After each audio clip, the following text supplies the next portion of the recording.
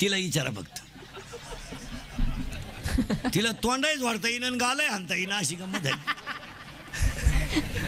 तिला विचारा ना यंदा धाकट्याचं लगीन करते का. तिला विचारा फक्त. तिला तोंडाईच वाढता येईन आणि गालाय हाणता येईन अशी गंमत आहे. तिला विचारा ना यंदा धाकट्याचं लगीन करते का. तसा राहिला तर चालेल, यंदा नाही. नाही नाही नाही नाही नाही नाही दिवाळी झाल्याशिवाय नाही बाई. पहिलीनंच एवढी जिरवली तर दुसरी दिंडीतच काढी ती का. आणि जिला एकही सून नाही ना ती कोणाला बोलणंच देत नाही.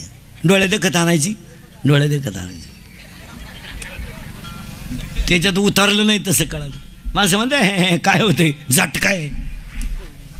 उसाच्या कडक टोप्यांवाले बोलतच नव्हते नीट माणसाची.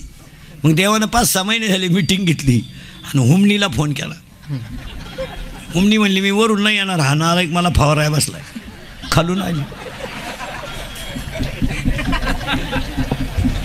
मालक लगवेला गेला तर वाफा त्याच्या बोकांडी पडला. देव येतो.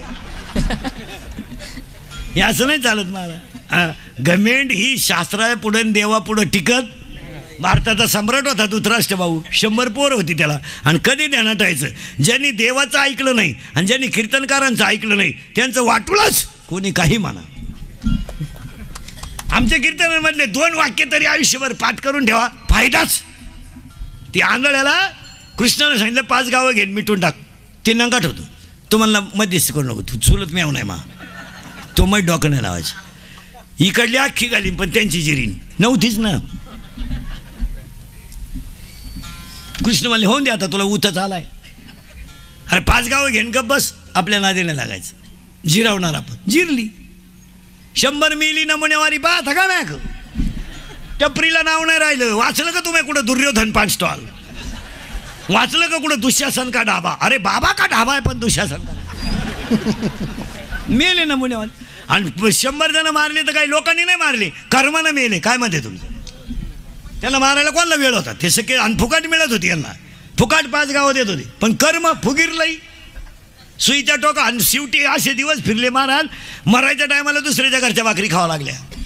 आणि कोणच्या खाल्या. ज्यांची दुश्मनी त्यांच्या घरी जेवायला हा गडी. आणि त्यांच्यात एक गडी नांगट होता भीम. तो गडी डोक्यात कमी होता, तब्येतीत मोकार. मग जी माणसं तब्येतीत जास्त असतात ती डोक्यात कमीच असतात.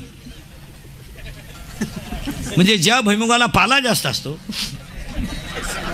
त्याला शंका कमी असतात. जी माणसं मोठ्यानं हसतात ती सज्जन असतात. आणि जी गालात हसतात धोकाच. अशा मेखा राहतात माणसाच्या. हा गडी डोक्यात कमी होता. हा गडी डोक्यात कमी होता